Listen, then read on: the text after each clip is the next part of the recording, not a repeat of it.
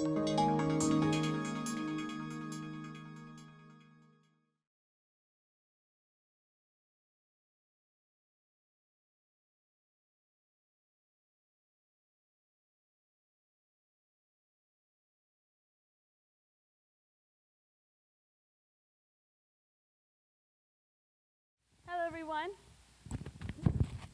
everyone. My name is Siham Issa, and I'm a public relations major here at UTA. And before I begin, I'd like to share a piece of honesty with you all. You know, I've had my fair share of public speaking, but never in my life have I ever felt so vulnerable or open with an audience than I am today. So let it be known that I am not here to make anyone question their own beliefs, nor am I here seeking the approval of my own.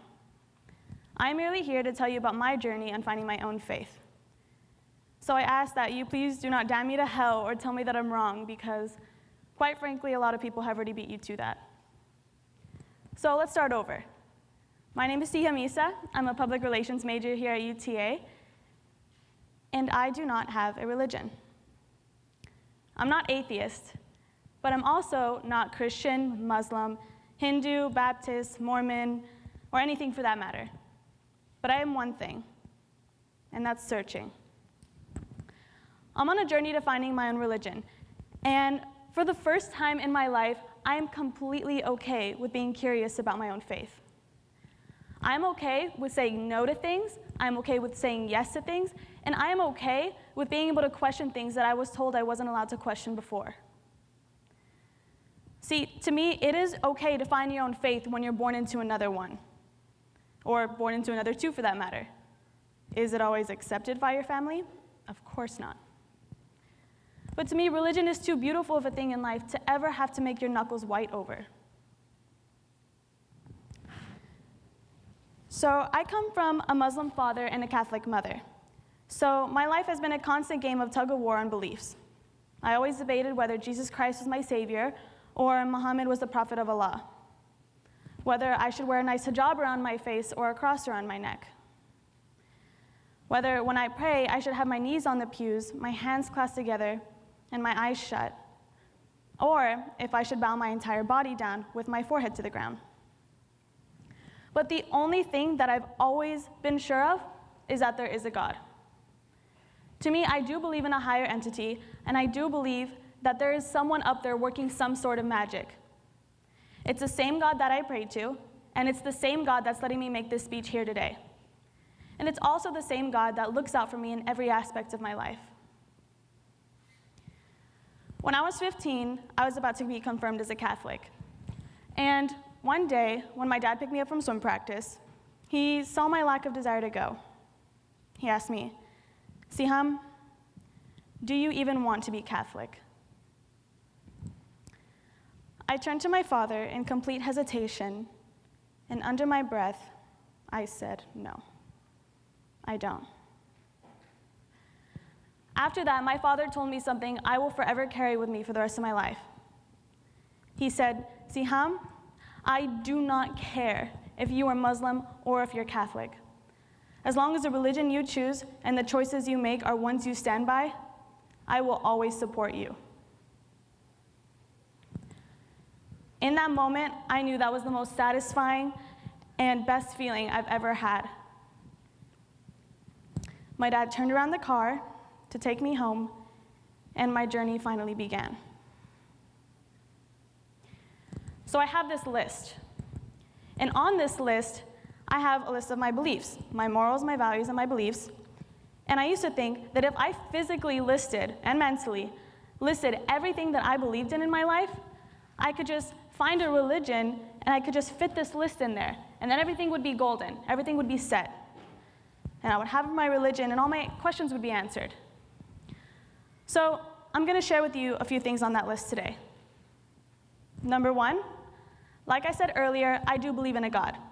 I do believe in the existence of one. My testimony is that when I was born here in Arlington, Texas, and my mother went through an emergency C-section, and the umbilical cord wrapped around my neck and was choking me. So I was completely purple, and I didn't make a sound when it came out.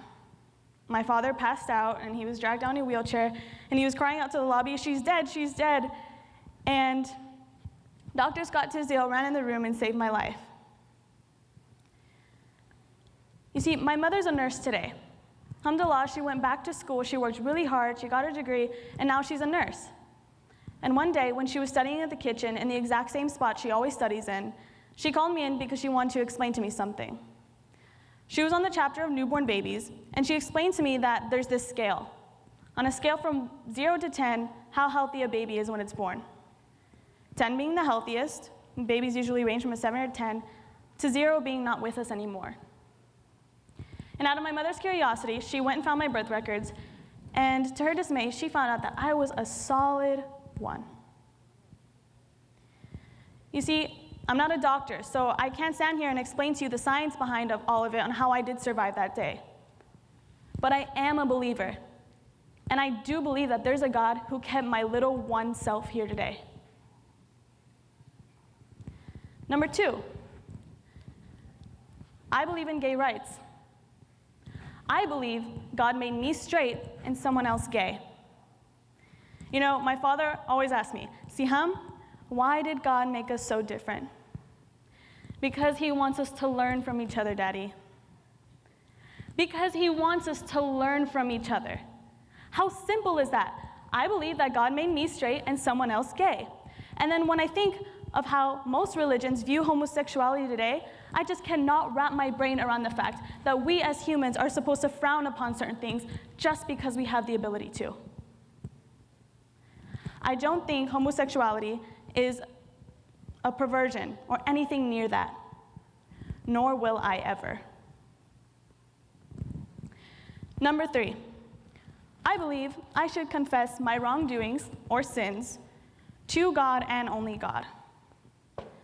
I don't believe I have to look another human being in the face and tell him what I did wrong last week.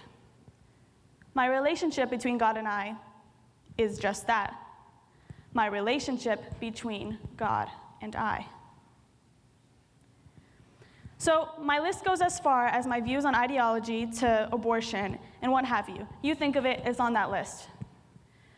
So you'd expect me at the end of this to give you some sort of happy ending and tell you that I'm leaning towards one religion more than the other.